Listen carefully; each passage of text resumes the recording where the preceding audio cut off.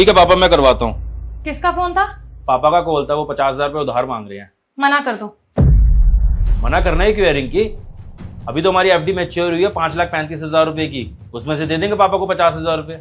और वैसे ही पापा कह रहे थे कि 2-3 महीने में दे देंगे पैसे वापस। अरे कोई पैसे देने की जरूरत नहीं है, इतने टाइम से एफडी में पैसे भर रहे थे, अब जाके मैच्योर हुई है, उनके लिए थोड़ी ना करी थी। कोई जरूरत नहीं है देने की। ठेका ले रखा है क्या बुड्ढे का? और रिंकी पापा हैं वो। अरे पापा है तो क्या हो गया?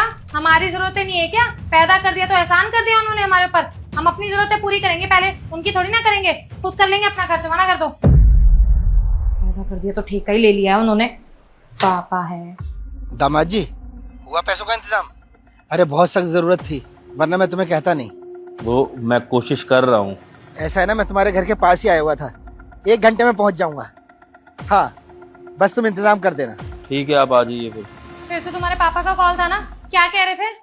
तुम हमेशा अपने बाप की मदद करने के लिए तैयार ही रहते हो। अरे कभी हमारे बारे में भी सोच लिया करो। मैं भी फैमिली हूँ, हमारी भी फैमिली आगे बढ़ेगी। रिंकी, मैं तो सभी के बारे में सोचता हूँ, बस तुम ही सेल्फिश हो गई है। हाँ ठीक है, अगर खुद के लिए सोचने वाले को सेल्फिश कहते हैं ना, तो मैं सेल्फिश ही अच्छी हूँ। छोड़ो, तुम ये बात सुनो मेरे ध्यान से। मैं बाहर से 1 पाव पनीर ला रहा हूँ, तुम पनीर की सब्जी बना देना। किस खुशी में पनीर बनेगा? अभी पापा से बात हुई थी, वो बेचारे पास में ही हैं, 1 घंटे में घर ही आ जाएंगे। थके हुए होंगे, भूख भी लग रही होगी। एक काम करना, पनीर की सब्जी बना देना, उनको पसंद भी है। अरे कोई जरूरत नहीं है, कल रात की सब्जी पड़ी है। ज्यादा शौक है ना रोटी सब्जी खाने का? वही गर्म कर दूंगी, रोटी सेक दूंगी, खा लेगा वही तुम्हारा बाप। अरे यार, रात का खाना हम खा लेंगे, अब कोई बाहर से आएगा उसको घर का रात का खाना खिलाना अच्छी बात थोड़ी है।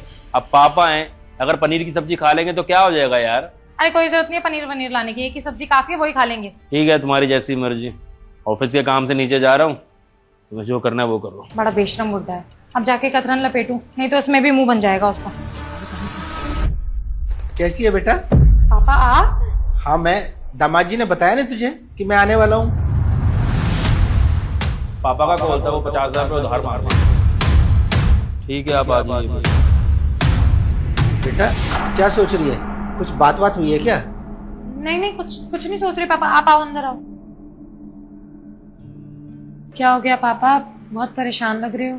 क्या बताऊं बेटा, थोड़ा परेशानी में था, थोड़ी सी पैसों की दिक्कत है, तेरी मदद चाहिए थी थोड़ी सी। पैसे? तो पापा आपने पहले क्यों नहीं बताया?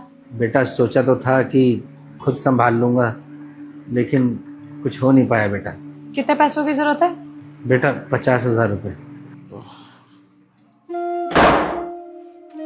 अरे ससुर जी, अरे बैठे बैठे ना, खड़े मत होइए।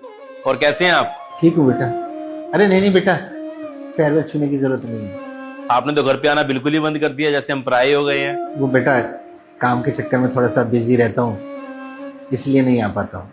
ये ना, एक बार ही रूम में आना, कुछ बात करनी है। ससुर जी आप 2 मिनट रुकिए, मैं भी आता हूँ।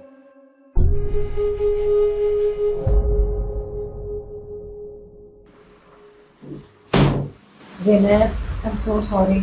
मुझे लगा कि सिर्फ तुम अपने पापा के बारे में बात कर रहे हो, और आई स्वेयर मुझे पता है कि मैंने बहुत सेल्फिशनेस दिखाई है। मुझे बहुत ज़्यादा शर्मिंदगी हो रही है अपनी हरकत के लिए, लेकिन तुम्हें पता है ना पापा को बहुत ज़रूरत है पैसों की। प्लीज़ विनय, पापा को पैसे दे देते हैं ना।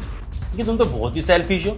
जब तक तुम्हें पता था कि मेरे पापा की बात चल रही है तो तुम मदद करने के लिए तैयार नहीं थी। मुझे 4 बातें सुना रही थी ज्ञान की, कह रही थी कि घर में हमारे को इस चीज की जरूरत है, उसकी चीज की जरूरत है, कल को हमारे बच्चे होंगे। जैसे तुमको पता लगा कि तुम्हारे पापा को पैसों की जरूरत है, तुम्हारा रूप एकदम बदल गया।